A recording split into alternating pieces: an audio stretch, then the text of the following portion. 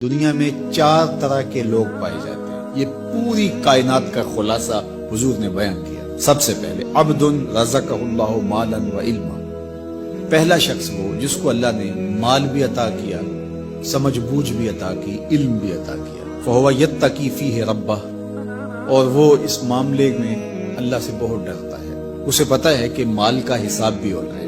ویصل فیہ رحمہ، صلہ رحمی کرتا ہے، اپنے غریب رشتہ داروں کا خیال رکھتا ہے، ان کی ضروریات کو پورا کرنے کی کوشش میں لگا رہتا ہے۔ وَيَعْلَمُ لِلَّهِ فِيهِ حَقًّا، اور مال میں جو اللہ کا حق ہے اس کو جانتا ہے کہ میں نے زکوٰۃ بھی ادا کرنی ہے، سائل کو بھی دینا ہے، محروم کو بھی دینا ہے، صدقہ فطر بھی دینا، اس کو اس کے حق کا بھی پورا پتہ، اس میں کوتاہی نہیں کرتا۔ فَهَذَا بِأَفْضَلِ الْمَنَازِلِ، حضور فرماتے ہیں سب سے بہتر جگہ پہ کھڑا شخص اگر دیکھنا ہو تو یہ کھڑا ہے، جس کے اندر 2 خوبیاں ہیں، مال بھی اسے نصیب کیا گیا اور اس کو علم بھی عطا کیا گیا۔ دوسرا شخص وعبد رزقہ اللہ علما، وہ شخص جس کو اللہ نے علم کا نور عطا کیا، سمجھ بوجھ عطا کی، فہم و ادراک سے مالا مال کیا۔ ولم یرزقہ مالا، لیکن مالی حالت اس کی مستحکم نہیں ہے، بہتر نہیں ہے۔ فہو صادق النیہ، لیکن وہ نیت کا بڑا سچا شخص ہے۔ یقول، وہ کہتا ہے لو ان لی مالا لعملت بعمل فلان، اگر میرے پاس بھی مال ہوتا تو میں بھی فلاں کی طرح اچھے اعمال کرتا۔ جس طرح اس نے مسجد بنوا دی، اس نے دارالعلوم کھڑا کر دیا، اس نے غریبوں کی مدد کی، تو غریبوں کو دیکھ کے اس کا دل کڑتا ہے، کاش کہ میرے پاس ہوتا تو میں ان کی مشکل حل کر دیتا۔ برہنہ پا لوگوں کو، برہنہ بدن لوگوں کو دیکھ کر کے وہ بے چین ہو جاتا ہے، بھوکوں کو دیکھ کر کے اس کے دل میں آگ لگ جاتی ہے، کاش میرے پاس کچھ ہوتا تو میں ان کو بھوکا نہ سونے دیتا۔ وہ سچی نیت کے ساتھ، اگر اس کے پاس ہو تو ایسا کرے، سچی نیت کے ساتھ وہ یہ ارادے رکھتا ہے اور یہ آرزو کرتا ہے، کاش کہ میرے پاس ہوتا تو میں بھی یہ کرتا۔ اللہ کے محبوب علیہ السلام نے ارشاد فرمایا، وہ اس مالدار عالم کے درجے پر ہے، فَأَجْرُهُمَا سَوَاءٌ، ان دونوں کا اجر برابر ہے۔ نامہ اعمال کھولیں گے تو دونوں کا اجر ایک جیسا لکھا ہوگا۔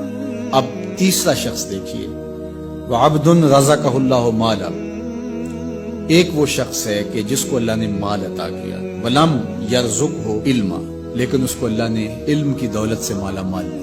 فَهُوَ يَخْبِطُ فِي مَالِهِ بِغَيْرِ عِلْمٍ، تو اس جہالت کی وجہ سے وہ بہت خرابیاں کر جاتا ہے۔ لا یتقی فیہ ربہ، اور رب سے بھی نہیں ڈرتا۔ مال کی کثرت نے اس کی آنکھوں پہ پٹی باندھ دی ہے، عقل کل سمجھنے لگ گیا ہے اپنے آپ، تکبر، رعونت، غرور اس کی طبع میں داخل ہو گیا ہے، غریبوں کو حقیر سمجھنے لگ گیا ہے۔ ولا یصل فیہ رحمہ، اور صلہ رحمی بھی نہیں کی اس نے۔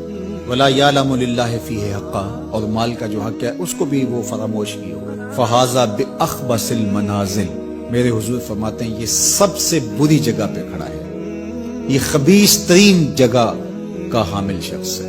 وعبد لم یرزقہ اللہ مالا ولا علما، چوتھا شخص وہ ہے جس کو مال بھی نہیں دیا گیا اور جس کو علم بھی نہیں دیا گیا، کنگال بھی ہے اور جاہل بھی ہے، نہ علم دیا گیا، سوجھ بوجھ بھی نہیں دی گئی۔ فہو یقول، اب وہ کیا بولتا ہے، لو ان لی مالا، اگر میرے پاس مال ہوتا، لعملت فیہ بعمل فلان، تو میں اس کی طرح عیش و عشرت کرتا، میں بھی یوں ہی اس مال سے اپنے نفس کی تسکین کا سامان کرتا، اپنی خواہشات کی تکمیل کرتا۔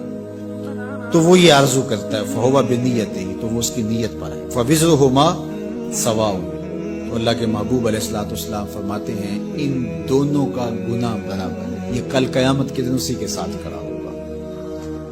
تو یہ 4 طرح کے لوگ اس دنیا پہ پائے جاتے ہیں۔ اب ہم دیکھ سکتے ہیں کہ ہم کس درجے پہ ہیں۔ ہم کسی سے نہ پوچھیں، اپنے اندر سے پوچھیں اور پورے خلوص سے اپنے آپ کو ٹٹولیں کہ ہماری خواہشات کس طرح کی ہیں اور ہم ان میں سے کس مقام پہ کھڑے ہیں۔ اگر ہم پہلی جگہ پہ کھڑے ہیں تو مبارک ہے، دوسری جگہ پہ کھڑے ہیں تو پھر بھی مبارک ہے، لیکن اگر دوسری 2 جگہیں ہیں تو پھر فوراً ہٹ جائیے ان جگہوں سے اور اللہ کے حضور دعا مانگیے کہ اللہ ہمیں رزق حلال، رزق وسیع، رزق سہل، رزق مبارک، رزق فراواں عطا کر دے، اور اس رزق کے حق کو پہچاننے کی اور اس رزق کو تیری راہ میں خرچ کرنے کی توفیقات نصیب کر